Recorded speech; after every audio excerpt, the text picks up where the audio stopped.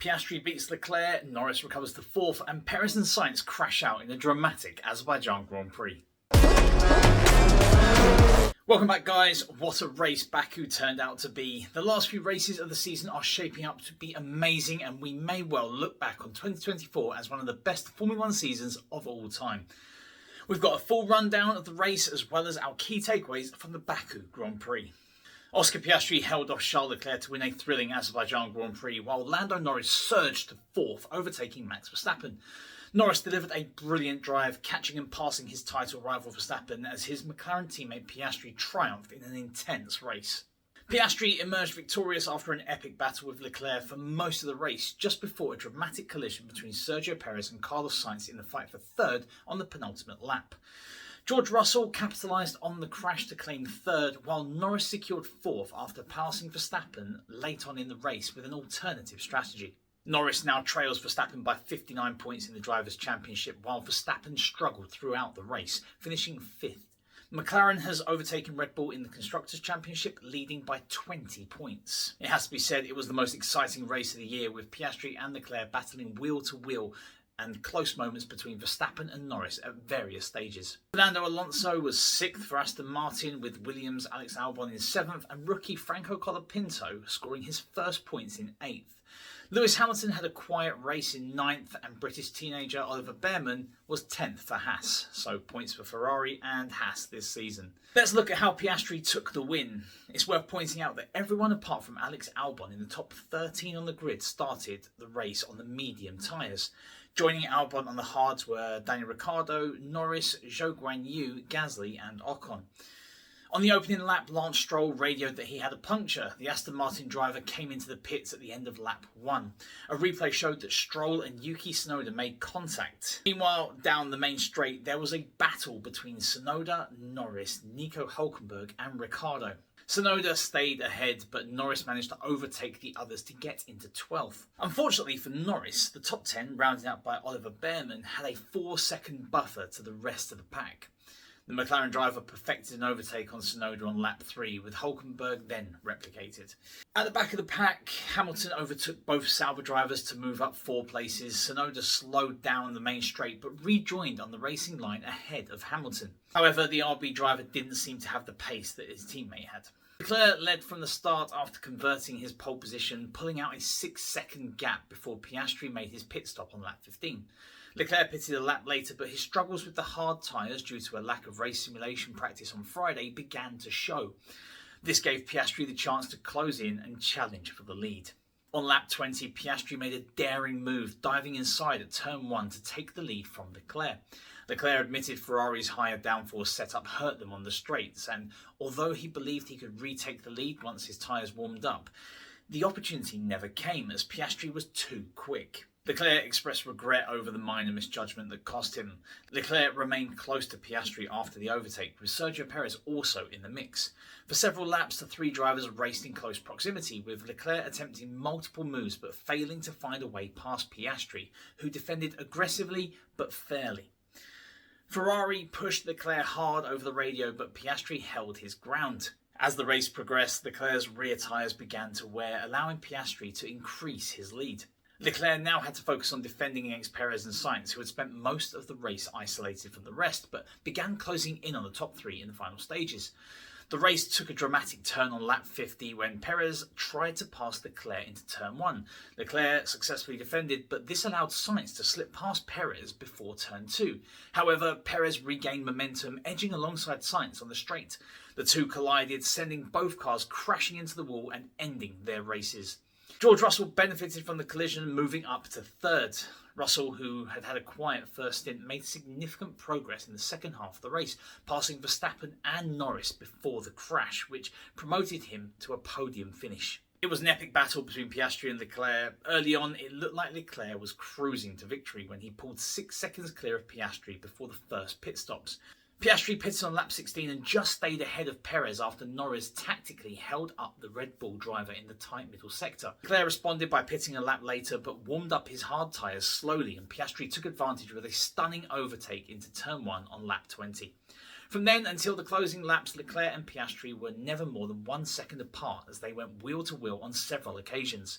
Whenever Leclerc got close on the approach to turn 1, Piastri covered the inside and was able to stop Leclerc from getting alongside on the exit of the corner. The McLaren driver also had great traction off the corners as Leclerc just couldn't find a way in front in an epic battle for the lead.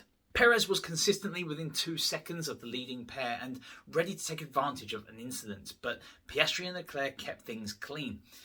Eventually, Leclerc's tyres began to degrade, so Piastri pulled away in the final 5 laps to win his second career F1 race. Leclerc had to look over his shoulder in the closing stages with Perez all over him and Ferrari teammate Sainz closing in fast. The Monegasque driver defended well as Perez went deep at the first corner on the penultimate lap, so Sainz slipped through.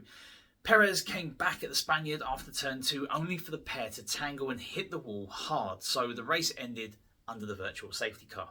It was a fantastic recovery by Norris from 15th to 4th. Few expected Norris to make gains on Verstappen in the title race after a poor qualifying session that left him starting 17th, which became 15th. Opting to begin on the hard tyres instead of mediums, Norris extended his stint and found himself ahead of Verstappen after the Red Bull driver pitted. Verstappen struggled to pass Norris, who firmly defended his position on lap 24, preventing the reigning champion from overtaking. Norris then used clever tactics by staying in Alex Albon's DRS to keep Verstappen at bay, stopping him from closing in on the straights. As Verstappen's tyres began to wear, Norris pitted for fresh mediums with 14 laps remaining. Trailing Verstappen by 15 seconds, Norris quickly posted purple sectors and fastest laps. He caught and overtook Verstappen with 3 laps to go, securing 6th place, which turned into 4th after Perez and Sainz collided. Elsewhere, Hamilton could only finish 9th after starting from the pit lane due to an engine change. Hamilton was stuck in traffic for most of the race and complained about his tyre performance on the mediums and hards. Williams had their first double points finish of the season as Albon took 7th from teammate Colapinto, who is already proving to be a great replacement for Logan Sargent in just his second F1 race. Ehrman finished 10th in a one-off race for Haas as he substituted for K-Mag, who was banned for the Baku Grand Prix due to reaching the limit for penalty points but will return in Singapore. Sergio Perez says Carlos Sainz deserves a penalty for the disaster shunt at the end of the race. The two drivers came together on the penultimate lap of the race in the battle for second, with both drivers forced to retire. This ended up being the focal point of post-race discussions. The crash not only altered the race's outcome but also had significant implications for the championship standings. What seemed to occur was Sainz, having overtaken Perez at turn 1, appeared to move on the straight following turn 2, leading to contact between the two vehicles. Perez has publicly stated that Sainz should be facing penalties for the collision, describing it as disastrous for the team's championship aspirations. The repercussions of this crash go far beyond the two drivers involved. It facilitated position gains for George Russell, Lando Norris and Max Verstappen, who each advanced 2 places in the final standings. More critically, it has impacted the Constructors' Championship, with McLaren now holding a 20-point advantage over Red Bull. A substantial margin in the context of the Constructors' Championship.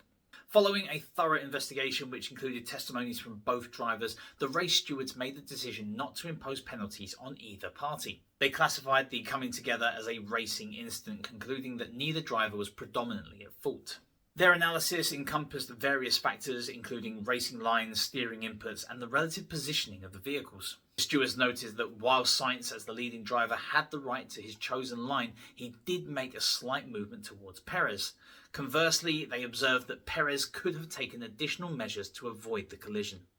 This really does show the fine margins that exist in Formula One racing. Minor adjustments in positioning or split-second decisions can lead to significant consequences, potentially influencing the course of the entire championship. As the season progresses, the impact of this event on the overall standings will be closely looked at by the teams, drivers and Formula One fans alike. Another casualty of the crash was Nico Hülkenberg. He has expressed disappointment after missing out on a points finish in the race. He attributed his loss of position to his cautious approach when passing the crash scene involving Sainz and Perez. Hülkenberg, who was running 10th place before the incident, believed the severity of the crash warranted a safety car or even a red flag. However, when the race continued under green flag conditions, he found himself losing positions to Lewis Hamilton and Oliver Behrman. Hülkenberg also reported concerns about potential damage to his car after hitting debris while navigating through the accident scene. Despite a strong performance earlier in the race, which he described as better than expected, the chaotic final laps ultimately cost Hulkenberg a point-scoring position, leaving him in 11th place at the finish. That is becoming a recurring thing for Nico Hulkenberg, finishing 11th. 4 drivers have also been investigated for potential VSC infringements. These are Verstappen, with also Nico Hulkenberg, Pierre Gasly and Esteban Ocon, who have been summoned to the students regarding allegations of overtaking under VSC conditions. However, it should be noted that this came after the checkered flag. Verstappen, however, has maintained his innocence, stating that the race was already finished when they crossed the line and that similar situations have occurred earlier in the season without any issue. All 4 drivers have received formal warnings from the FIA. The stewards noted a similar incident happened previously this season at the finish of the Australian Grand Prix, but was overlooked and indicated similar incidents may be judged differently in future. It is now definitely worth mentioning that the last time McLaren led the Constructors' Championship was in 2014. But they're right there now, and that not only looks good for this season, but for next season too. The Azerbaijan Grand Prix delivered a thrilling spectacle, with Oscar Piastri claiming victory after an intense battle with Charles Leclerc, while Lando Norris made a remarkable recovery to finish 4th. A dramatic collision on the penultimate lap reshaped the final standings and has continued to ignite controversy. McLaren's performance has catapulted them to the top of the Constructors' Championship, leading Red Bull by 20 points. Can McLaren maintain their momentum and challenge for the title? How will Red Bull respond to this setback? Is this another example of problems Red Bull face with Sergio Perez? And how will Ferrari feel going into the next round of races? And looking ahead to the Singapore Grand Prix, the tight and twisting Marina Bay Street circuit presents a unique challenge. Will McLaren's recent form translate this into a very different track layout? Will Ferrari continue to threaten an upset? Can Verstappen bounce back from his struggles in recent races? And how will teams adapt their strategies ahead of Singapore? With the championship battle intensifying, the Singapore race promises to be another captivating chapter in what's shaping up to be one of the most exciting Formula 1 seasons in recent memory. Remember to like, comment, share and subscribe, keep the pedal to the metal, and I'll see you at Marina Bay.